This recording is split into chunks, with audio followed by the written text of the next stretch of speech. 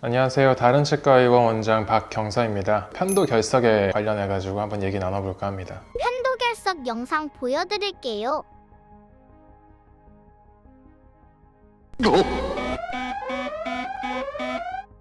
굉장히 누적되어 있는 경우라고 보셔야 될 것 같고요. 이게 구분하셔야 되는 게 톤실라이티스라는 거랑 톤실로리스라는 게 있어요. 그래서 보통 입동이라고 얘기하는 것들은 이제 편도에 생기는 결석을 얘기하는 거고요. 사실 인터넷에 돌아다니는 어마어마하게 크고 그 근처에 노란 게 뭔가 나온다라는 거는 톤실에 생기는 염증이라고 해서 톤실라이티스라는 게 있어요. 그런 경우에 진짜 막 붓기가 심하고 열이 나고 그쪽을 짰을 때 막 농이 계속 나오고 그런 건데, 보통 일반적으로 편도 결석 입동이라고 하는 거는 약간 저희가 만져봤을 때 약간 푸석푸석한 그 느낌이 이제 나야 되거든요. 그게 이제 굉장히 냄새가 많이 심해요. 저도 되게 놀랐었던 것 같아요. 중학생 때 학원 갔을 때쯤이었던 것 같은데, 갑자기 이제 택시였나 아무튼 뒷좌석에 있다가 기침을 뭔가 많이 하다가 입안에서 뭔가 나왔어요. 나왔는데 쌀알갱이 같은 거였는데, 저는 그때 당시 너무 놀랐었던 것 같아요. 내가 이런 거를 만들어낸다고. 저는 쌀알이라고 생각했는데 뭐지 하면서 보통 뭔가 나오면은 이렇게 만져보잖아요. 만져봤는데 갑자기 냄새가 진짜 어마어마하더라고요. 그래서 저는 그때 당시 몰랐는데 지금 생각해보면 그게 이제 편도 결석이었던 거예요. 미국에서는 많이 얘기할 때는 편도 결석이라는 거는 보통 티네이저에 많이 생긴다고 얘기는 하긴 하거든요. 원인을 알면은 누구나 생길 수 있다라는 걸 좀 인지하실 것 같아요. 이제 보통 저희가 이제 편도라고 하는 거는 목구멍 뒤쪽에 있는 이제 림프절이라고 생각하시면 되는데, 이제 림프절이 결국에는 우리 몸에 있을 때 뭔가 방어 체계로 그쪽에 뭐 백혈구나 이런 것들을 조금 더 활성화시키거나 뭐 육성시켜서 이제 다른 곳에 염증이 생겼을 때 그거를 처치하는 역할, 이 정도를 이제 보시면 될 것 같아요. 근데 림프절에 해당하지만 성인이 된 이후에는 거의 기능을 못 한다고 하는 것들이 이제 편도, 그리고 맹장, 뭐 이런 것들을 이제 그렇게 보는데요. 어떤 관점에서는 또 불필요하게 이게 있다라고 보셔가지고 지속적으로 계속 뭔가 편도 결석이 생기거나 아니면은 뭐 편도염이 생기거나 그런 분들은 이걸 절제를 하시는 분도 있으세요. 근데 이제 편도라는 거 생긴 거를 보시면은 구멍이 되게 조그맣게 많이 나 있고 이제 뭐 결 같은 것들이 많이 있어요. 근데 그게 개인차가 있는데, 어떤 분들은 그 계곡이 좀 심한 분들이 있고 어떤 분은 그 구멍이 또 되게 깊은 분이 계세요. 세포들이 계속 밖으로 이제 올라오면서 찌꺼기들이 이제 저희 때처럼 날아가거든요. 편도도 마찬가지입니다. 죽은 상피세포들이 이제 올라오고 거기에다가 저희 음식물이나 이런 이제 석회화 물질을 만들 만한 그런 소스들이 이제 오게 되면은 그게 이제 덩어리째 처음에 형성되기 시작하는 거예요. 그렇게 한번 형성되고 나면은 계속 이제 커져 나가는 건데, 근데 그게 이제 내 편도에 구멍이 다른 사람보다 좀 깊이 있다라고 하면은 그 사람들은 이제 그런 입동이라고 하는 편도 결석이 조금 더 잘 생긴다고 보시면 될 것 같아요. 편도 결석이 입냄새의 원인인가요? 굉장히 관련이 있다고 보시면 됩니다. 입냄새라고 할 때 처음에 저희가 치과적인 요인을 보고 거기에 어떤 요인이 있는지 먼저 체크를 하고요.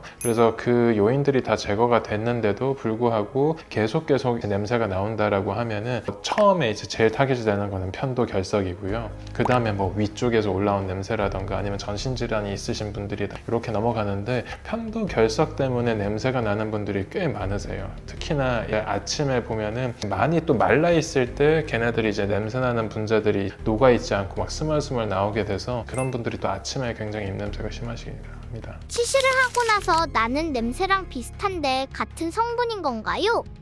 이제 박테리아가 쌓여 있고 플라그라고 하거든요. 세균들의 어떤 내용들은 조금 다를 수 있어요. 기본적인 내용물들은 거의 흡사하기 때문에 결은 비슷하다고 보셔도 될 것 같은데, 편도에 처음에 이제 약간 이제 생성되기 시작했던 그 시점에는 냄새가 아주 심하다고 할 수는 없을 것 같아요. 점점 누적이 되고 그러면은 결국에는 입안의 치태랑 비슷한 상황이라고 생각하시면 될 것 같은데, 입안의 치태도 처음에 약간 쌓였던 거를 냄새를 맡아보면 별로 막 그렇게 심하지 않다가 시간이 이제 하루 이틀 정도 지나고 그러면은 걔네들이 처음에는 어그레시브한 그런 세균들이 없다가 점점 냄새가 나는 그런 세균들로 막 체인지가 되기 시작하거든요. 결국엔 뒤쪽도 마찬가지 상황인 것 같습니다. 여기는 이제 양치를 하면서 계속 뭔가 한번 좀 심해질 것 같으면 좀 걷어내주고 뭔가 이런 상황이 생기는데, 뒤쪽 같은 경우에는 사실 거의 뗄 수 있는 방법이 없다 보니까 그게 튀어나왔을 때는 사실 냄새가 훨씬 더 심하다고 보시면 될 것 같아요. 같아요. 인터넷에서 팔고 있는 이런 편도결석 제거 제품들은 효과가 있는 건가요?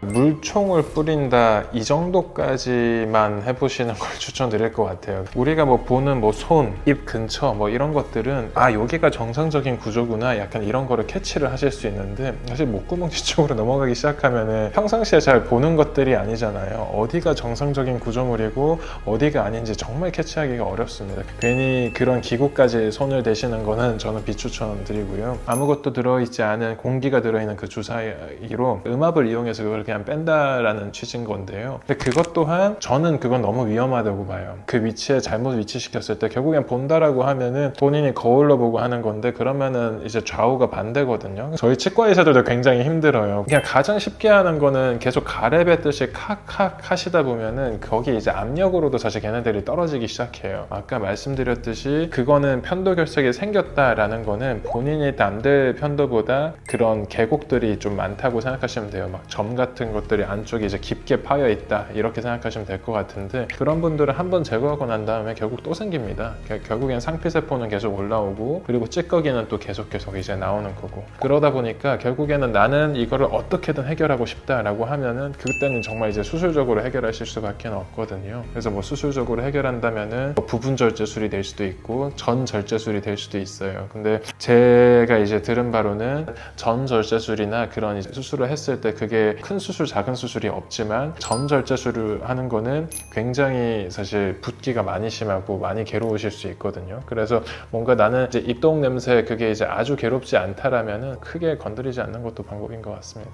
제가 생각했을 때는 가글을 조금씩 열심히 해보시는 것도 당장은 방법일 수 있을 것 같아요. 무슨 말이냐면은 뭐 가글도 이제 특정 가글 나름일 수 있을 것 같긴 한데 일단 편도가 일단 목구멍 쪽에 위치하지만 개인차가 너무 심하거든요. 저 뒤쪽으로 넘어가 있는 사람, 약간 앞쪽에 있는 사람 그렇게 있는데 만약에 혹시나 자기가 입안 가까이 있다라고 하면은 아까 말씀드렸듯이 가래 뱉는 식으로 그렇게 하다 보면 그게 뚝뚝 떨어져 나가는 경우도 있고 가글을 할 때 가르를 한다고 하잖아요. 목 뒤로 넘겨서 그 압력으로도 이제 조금씩 그 찌꺼기를 좀 씻어낼 수 있을 거예요. 근데 그렇게 했는데도 계속 재발한다고 하면은 그때는 부분적으로 조금 이제 지지는 방법을 해서 거기 계곡들을 조금 얕게 만드는 거예요. 그거를 일단 1차적으로 해보는 거 추천드립니다.